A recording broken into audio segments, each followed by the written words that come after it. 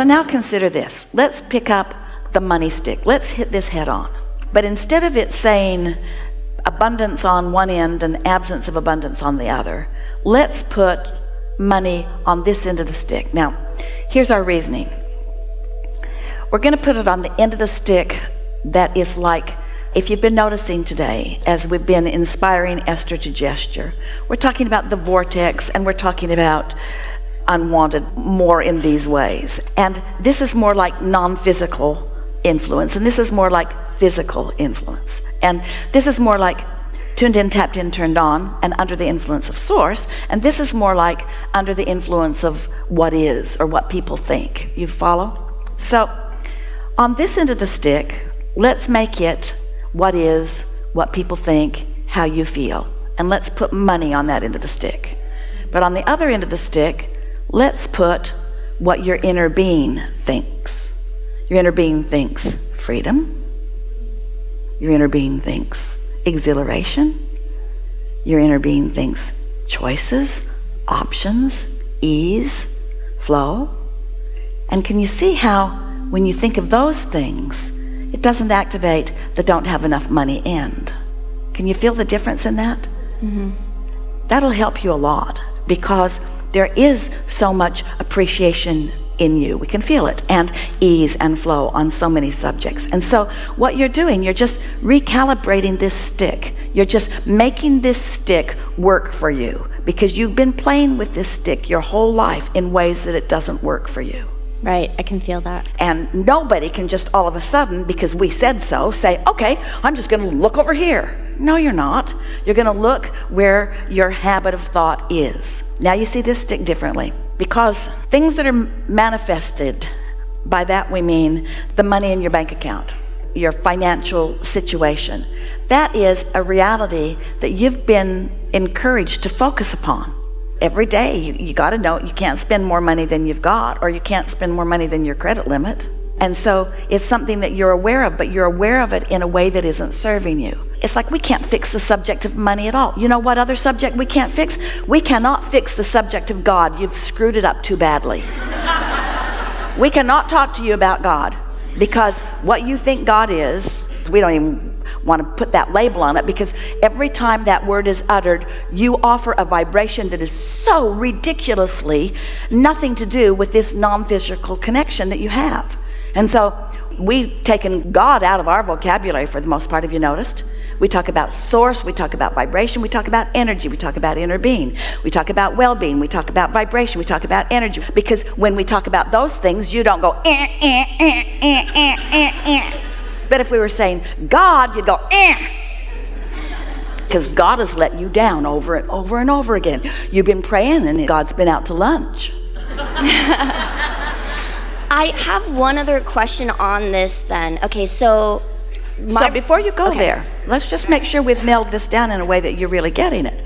Since we've taken God out of the equation and money out of the equation, and instead we're talking about things that are really easy for you to relate to, and therefore things that are very easy for you to find vibrational alignment with, now you'll be tuned in, tapped in, turned on. That will work for you. This process will change your relationship with freedom, not money. With ease, not money. Oh, money will come, because money is the very best way to facilitate all of that. It's so portable. It's so exchangeable. Okay, I'm with you. And so this part of it is a new dynamic. I've recently, within the last 3 months, attracted a new boyfriend who happens to be a multimillionaire. So it's interesting though, because so now what's activated? Now she's picking up the end of the stick. Relationship longevity. Well, that's a relationship. That's a whole nother question. But it's interesting because it is another question. It's a whole nother question. Insecurity is insecurity. If you were tuned in, tapped in, turned on, isn't your money problem sort of solved? Well, okay, right. But why are you not letting it be solved? Why are you not letting the money that is flowing to you through the path of least resistance, why are you not letting it in? What is stuck in your vibrational craw?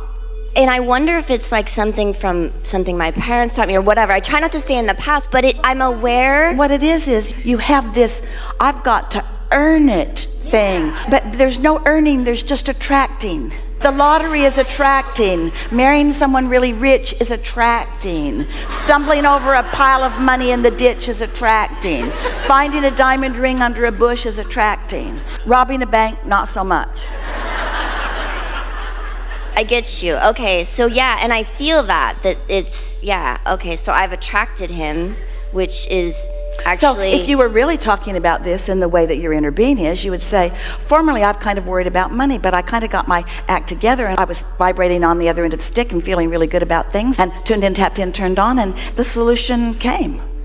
But I don't want him to think that I care about his money because I like him for him. So what's wrong with my deal there? I know, right? Well, what it is, it's all right, but you're just doing what humans sort of naturally do, where you're caring about what someone thinks, because you don't know what he thinks. You're just thinking about what you're thinking he's thinking about. So what he's thinking isn't messing up your vibration. What you're thinking about what he's thinking is messing up your vibration. So you're just doing the same thing with this boyfriend as you've been doing with money. You're focusing on it in a way that doesn't feel good to you, and thinking that you need to adjust to it not feeling good. It's never going to feel good. We would like you to all get to a place where you're accepting that well-being is raining down on you and around you through the path of least resistance, and that's always the way that it is. That would be like you planting a garden and there's a mountain stream running by, and you tap into it and you say to the vegetables in your garden, newly planted, I feel a little guilty about this water coming to us with such ease. Maybe we should go through a few droughts together. Because I don't want that water to think I'm taking advantage of it. I question the ease with which this has come to me because I've trained myself to believe that I should struggle and suffer. So then you want to ask yourself, is this who this person is? Did this person come to you with an attitude of, I'm just a wonderful, wonderful catch and you must have suffered a lot to deserve me? Was there anything like that that came out of this person's mouth? No. Nothing even close to that. You're making it up.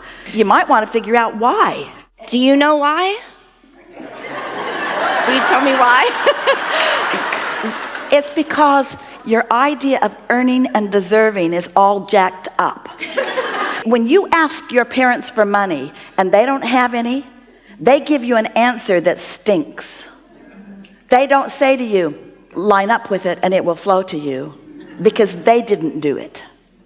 So they say to you, money doesn't come easy and you have to really struggle and work hard for it. And you have to be deserving and you have to do well in the eyes of God. Right. And so you've just got some patterns of thought that are temporarily sort of tripping you up a little bit. Think about this question. Abraham, for a long time I've wanted blah, blah, blah, and now it's come to me, but I feel guilty about it coming. Because it came so easy. You're right. No, I'm with you. It's true. Yeah. I have to get over that earning, and I have to like work hard and like, oh, how could I just attract this multimillionaire and now I can have anything I want? It came so easy. Let's focus on those words. It came so easy. What's wrong with that statement? Everything is wrong with that statement. What humans want to say is hard work, struggle, and sacrifice, and then if you're really lucky or really particularly good, maybe some abundance will come to you, but not likely. Mostly you have to croak, and when you get into heaven, the good stuff will come, provided you've been good. So you've got all this stuff going on within you. We're surprised that any of you let anything good in, because you have this long practiced attitude of needing to prove your worthiness to a God, we're choking on that word, to source energy who's never asking you for the proof. So when you set yourself up to prove yourself worthy to something that's not asking for the proof, you just get all out of balance. Look at it this way. Abundance is raining down on all of you, and it's like you've got umbrellas up, not letting it in. And then somehow you get feeling a little better and you put your umbrella down and some of the delicious abundance rains down on you. You go, whoops, sorry, I'm used to blocking that. It feels more virtuous to block it. I shouldn't let it in. It speaks to the money shortage consciousness that is rampant in your environment, that most of you have been practicing for quite a while. It's like you think that there's this finite pie, and that if you take a big slice of it, that you're depriving others of their slice of the pie. But that's not the way this energetic pie, this pie expands to the degree of your asking. The pie is enormous. If you could see this pie accurately, it's the biggest pie. Esther can't find words to describe the infinitely big nature of this pie. And as humans on the planet, you're eating a slice out of it that's so infinitesimal we can't even find a measurement small enough to talk about it. And you're worried about you taking too much of a pie that hardly anybody else has even dipped into at all. And because they don't seem capable of dipping into the pie, they're trying to get you not to either. Have you seen this pie? No, you haven't. We've seen the pie. We've seen the pie. It's time for you to start cashing in your vibrational chips, you see. And what difference does it make through what avenue it flows? You say to your children, most of them believe that their abundance flows through you because that's mostly how it starts out. And then they get this warped sense of what they deserve because often they have parents that don't have a big flow flowing, and so their parents teach them that there's no flow so that the kids will stop asking for things that the parents feel that they can't provide. Well, wouldn't it be lovely if, once you understand this, if you could say to your child, oh, there's an abundant stream flowing, and your flow doesn't come through me. My flow comes to me based upon what I allow, but your flow comes to you based upon what you allow. And your abundance does not flow through me any more than your clarity flows through me. Wouldn't it be interesting if you said to your children, oh, you can't have clarity about that because I've been confused about it my whole life. So there's no point in you even trying to figure this out because I was never able to figure it out, so you're not going to be able to too. Because the child would say, hey, you know, I get my thoughts come directly to me, and so does your abundance. It comes directly to you through the path of least resistance. Don't quibble with how it gets there. Don't rob a bank. I see. Okay, so to kind of bring this around then, I've just been looking at it wrong because I was thinking it's like I wanted to be the one that created all the money for me. And when he came, it was like, well, that's his money. But you're saying I actually attracted him. So this is all part of the Wait a minute. So there are two ways that we want to describe this to you. First is, when you don't have enough money, you ask for more money. When you don't have a lover, you ask for a lover. Through life, you put many ingredients. And the law of attraction has gathered the cooperative components. Isn't it nice that your lover is the person that has the money? How do you think your lover would feel if there was some other man with the money? Isn't it better that he showed up with the money? I have to explain to you, I attracted a man with money, and he's in my life. He gives me money. You're just my lover, but the man with money is here too. Well, that'd be fine, but it's not what you wanted. And so that's one thing. The cooperative components have gathered together, and that's just a lovely thing. The other thing that we really want you to think about is that as you put these ingredients into your vortex through your whole life and even before, and the law of attraction gathers them together and brings the cooperative components together, it is the picture that you've been putting together. Do you think that you were sitting around and intending, we're just going to play with you, universe, please bring me an impoverished lover? No. Oh, you didn't ask for that? No. Oh, really? Then why are you surprised that you have a prosperous lover? I'm not surprised. I'm happy Yeah? about it. Yeah? Yeah. No, Yeah. I see the shift, yeah. Yeah. Do you not believe me? We do. Oh. No, we do believe you. We witnessed the shift during this conversation. Yeah. Yeah, for sure. We do believe you. Okay. All right, thank you.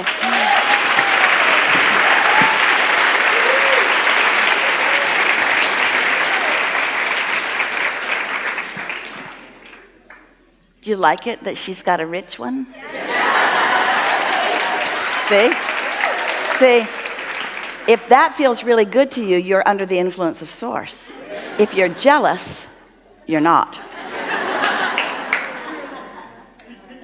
Is there possibly anything left undone?